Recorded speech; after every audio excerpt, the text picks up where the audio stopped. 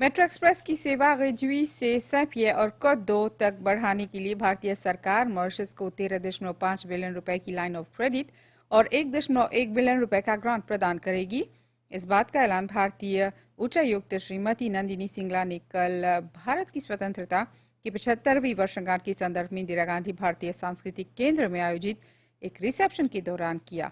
मौके पर कई महानुभाव उपस्थित रहे। न्यू गणराज्य के राष्ट्रपति पृथ्वीराज सिंह रूपन तथा प्रधानमंत्री प्रवीण जगन्नाथ भी शामिल रहे। श्रीमती नंदिनी सिंगला ने भारत और मॉरिशस के बीच मौजूद घनिष्ठ और मैत्रीपूर्ण संबंधों पर खास चर्चा की। उन्होंने कहा कि कोविड महामारी के बावजूद दोनों देशों के बीच सहयोग और मजबूत हुआ है। नीतू जी हाँ।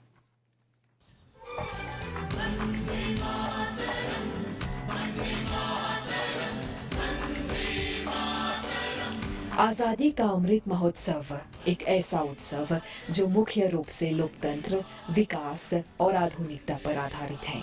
विशेषकर भारत की सांस्कृतिक विरासत पर जोर डाला गया है। ये सभी मूल्य ही मॉरिशस और भारत को जोड़ते हैं। भारत के स्वतंत्रता दिवस की 75वीं वर्षगांठ के मौके पर मॉरिशस में भारतीय उच्चायोग द्वारा एक रिसेप्शन और सांस्कृतिक समारोह का आयोजन किया गया।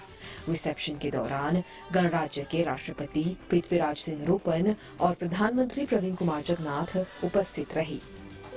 गणराज्य के राष्ट्रपति और भारतीय उच्चायुक्त द्वारा टोस्ट उठाए गए।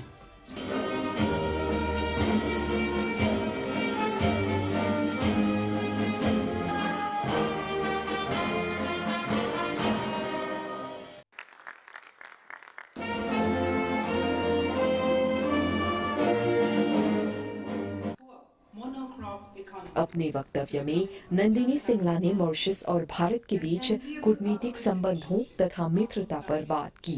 उन्होंने कहा कि ये मित्रता तब से कायम है जब दोनों देश स्वतंत्रता के लिए लड़ रहे थे। Sometimes in the hustle and bustle of media headlines and everyday life, we forget our tremendous achievements in this short period as individual countries.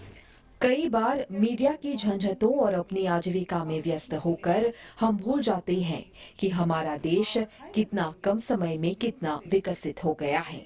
हम भूल जाते हैं कि हमारे दोनों देशों के बीच संबंध कितने मजबूत हो गए हैं। कोविड-19 महामारी के होते हुए हमारा कूटनीतिक सहयोग पिछले 6 महीनों में बढ़ा है। I'm equally pleased to share that a new Indian line of credit of $300 million along with a grant of $25 million has been announced for extending the metro project from Redui to Saint-Pierre and Côte-d'Or. मौके पर एक commemorative cover की भी launching की गई जो भारत की स्वतंत्रता की 75वीं वर्षगांठ पर आधारित है।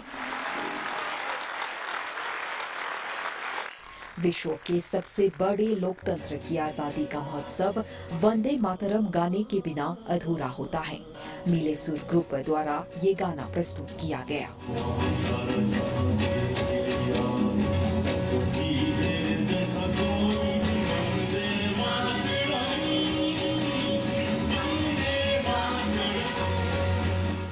मणिपुर से आए कलाकारों ने भी नृत्य प्रस्तुत किया, जिसके जरिए उन्होंने भारतीय संस्कृति के एक अहम भाग को दर्शाया।